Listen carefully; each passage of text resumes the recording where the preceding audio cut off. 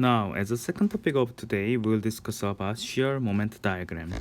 Before talking about shear moment diagram, let me give you some example problems. Okay, so to support transverse force, we need shear force V. Finally, we started to adapt shear force V, which is a reaction at cross section as a necessary reactions to satisfy mechanical equilibrium. Okay, until now we consider examples that does not require any shear force V to satisfy mechanical equilibrium. So the example we're gonna consider is following. So three examples have exactly same beam size and shape and support. Here there is two support B and C with simply support, and the length of the beam is 2 meter, 2 meter, and 2 meter for all examples. Problem A considers a distributed loading where we have 1 kilonewton per meter uniformly over the top of the beam. Okay, so because we have this distributed loading for 2 meter, total force from the top is 2 kilonewton. This is overall from the top. Second problem considers like a point load with 2 kilonewton, and third problem considers 2-point load with 1 kilonewton here and 1 kilonewton here. If you think about our freshman physics example where we consider rigid body only, whether you consider problem A and problem B and problem C, the answer is the same, because back then we only focused on a force, and if we consider force, for this rigid body, BC must have 1 kilonewton as a reaction, and the answer must be same for all three problems. Okay, that was it. That was the answer for freshman physics, and that's it. However, in ME231, we consider the deformation of the body and deformation of the beam. We need to focus on the different shear force and moment at different locations, and of course shear force and moment distribution for problem A and problem B and problem C are different, and because they have different distribution, beams will deform differently. Okay, so so the discussion of deformable body somehow brings us a little bit more joy of doing this mechanics, and of course this is much better than freshman physics case where we consider non-existing rigid body examples only. Okay, so regarding the deformation, we'll discuss about in chapter 6. In chapter 5, we will focus on how to obtain moment and shear distribution as a function of position. Okay, so before talking about obtaining shear force and moment as a function of x, we have to first consider the sign convention. Okay, because without consistent sign convention, your answer and my answer and his answer, her answer can be different. Okay, so for shear force, this is the sign convention, and for moment, this is the sign convention. So you might feel confusing, right? So when you see downward shear force on right facing surface, you see this is positive sign. However, when you have downward shear force in left facing surface, it's now becomes negative sign. What's going on? The reason is very simple. Suppose that you have cantilevered beam under external loading P. Okay, now if you take imaginary cut and try to obtain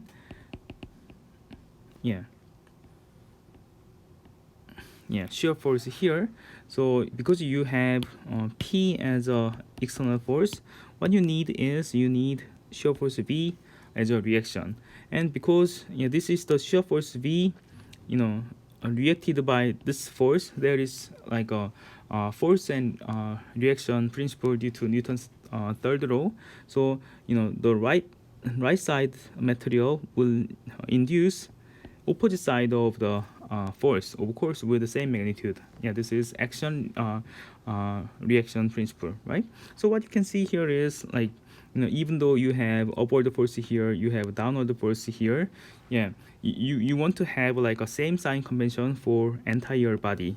To do so, what you do is, because of this action reaction principle, so if you decide one arrow in like a left facing arrow as a like a positive sign, you have to set this as this is action reaction pair as a same sign, so that when even though you make any imaginary cut for this simple bending problem, you want to have a consistent sign over entire body. Okay, that's the idea. That's the idea behind having this kind of interesting shear convention. So yeah, please remember that shear sign convention depends on like whether it's a right facing surface or left facing surface, and it was the same for the moment. Okay, so when you have this counterclockwise moment on the right facing surface, it's a positive sign. However, when you have this counterclockwise moment in the left facing surface, it was negative, and the reason was the same. Okay, so when you have this kind of pure bending problem, even though you have imaginary cut anywhere, you want to have consistent and same sign over the entire body. And to do so, this is the way we choose the sign convention. So to make a summary, for right facing surface, downward shear force and counterclockwise moment is positive sign, and opposite direction is defined as negative sign. However, in left facing surface, when you have like a clockwise moment and upward force, then you're gonna have positive sign. You see that this is opposite.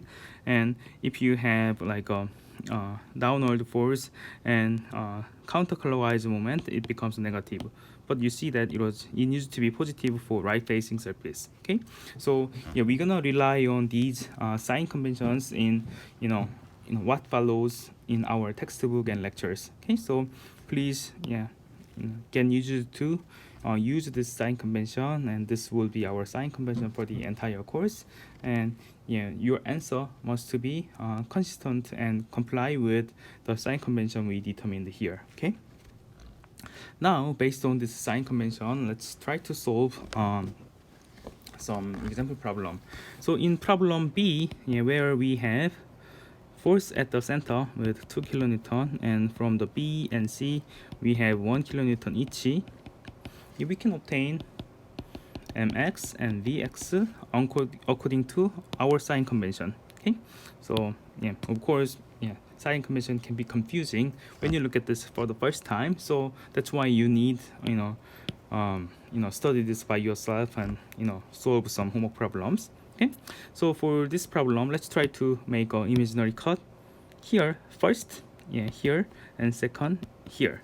So before x is smaller than 1, x is defined from the distance from the left end. Okay, then we can draw free body diagram. So we have 1 kilonewton as a force from the support B, and we have this imaginary surface, and we need force V and moment M to make a mechanical equilibrium. And this force V must be same as 1 kilonewton, and direction must be downward, so that you can cancel out 1 kilonewton. Okay, so it's positive sign because it's right facing surface.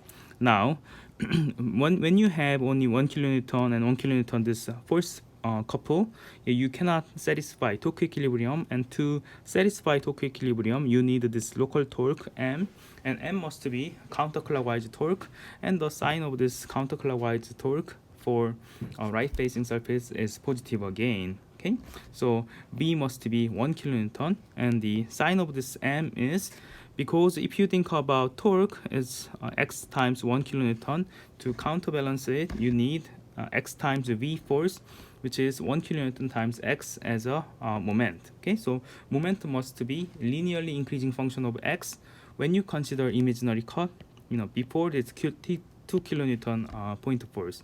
However, beyond this 2 kilonewton point force, you gotta be careful about determining the force. When you take the same direction, this is positive sign convention for the right facing surface, you're gonna see something becomes different. Okay, because you have 1 kilonewton upward and 2 kilonewton downward, what you need is 1 kilonewton upward. Okay, because your answer for shear force must be 1 kilonewton upward. When you draw and when you write down mechanical equilibrium for force in y direction, then you're gonna find that your answer must be B equals to be negative 1 kilonewton.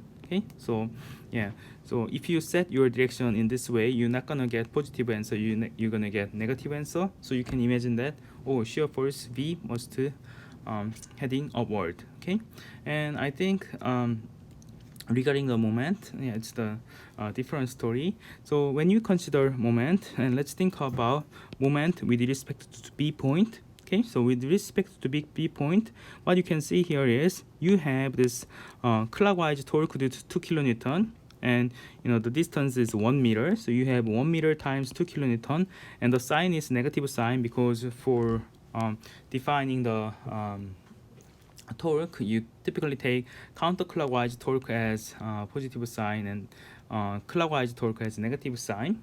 And you have this force V. Yeah, here you have arrow downward, so you have simply downward force V, and X you have also clockwise torque. Of course, you're gonna plug in later negative 1 kilonewton here. Then you have counterclockwise moment M. Okay, so with this, yeah, you can write down the equation for the torque with respect to B point. And if you write down M can be written as 2 kilonewton meter plus Bx. And the V times to be negative 1 kilonewton from previous equation. Yeah, you have M as a 2 kilonewton meter minus 1 kilonewton X. Okay, so what you can see here is up to this point of force, up to the location of 2 kilonewton point of force, you have linearly increasing the moment. Beyond that, you have linearly decreasing moment, and moment sign of moment stays as positive sign. However, sign of the shear force V, flips at 1 meter location, which is 2 kilonewton first location. And it's consistent with our intuition, because when you draw the deformation, even though we didn't learn how to draw the deformation, yeah, you can expect that it will still have some smiley shape, right? So whatever imaginary cut you're gonna have, even though there is a shear force V, you can expect that there must be positive moment. Okay, however, regarding the shear force, yeah, you gotta be careful about drawing a V as a function of X, by considering a right-facing surface and left-facing surface and the upward and downward force and their sign convention. It's really important to get used to the sign convention and work out this practice by yourself. Okay, and I think the reason why the textbook writers split chapter 5 and chapter 6, even though they are naturally connected, is that I think they want to give you some experience of doing a lot of statics problem, so that you get used to the sign convention first in chapter 5, and then in chapter 6, yeah, you don't worry about sign convention anymore and just work on the shear stress distribution only. Okay, so I think that must be and that would be the intention of textbook writers for our textbook. Okay, now let's move on to problem A. Regarding the problem A, yeah, so I'm not gonna give you full detail, but what you can expect is that this is like a 1 kilonewton per meter, and this is uniform distributed loading. So if you take X as the distance from the left hand, yeah, if you take this free body diagram, what you can expect is that you have 1 kilonewton here, and as you extend X further and further, you have larger force from the top. So you can see that you must have different force V whenever you have imaginary cut at different location. And if you work out this by yourself, yeah, because as you extend the distance to imaginary cut, yeah, you have larger contribution at the top, so that you're gonna have linearly depending a shear force that linearly depends on the location X. And after that, what you're gonna get about the moment is something similar, but with a slightly different distribution. Okay, so because problem A, which is distributed loading, and problem B, which has this point loading, has different distribution of shear force and moment, yeah, the deformation of problem A and problem C, of course, will be different. Okay, and what you can realize is that from our analysis, we can identify maximum moment and maximum shear force position. Yeah, here is maximum moment position. Here are maximum shear force position.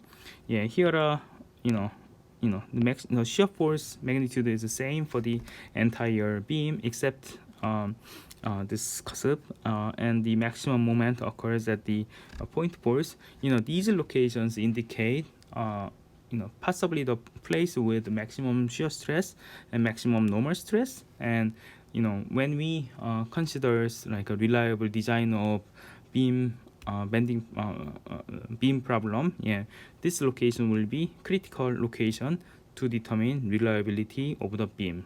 Okay, so yeah, later these positions, the maximum moment and maximum shear force positions will help us to find the maximum shear stress and maximum normal stress, and we're gonna discuss about these in chapter 6. Okay.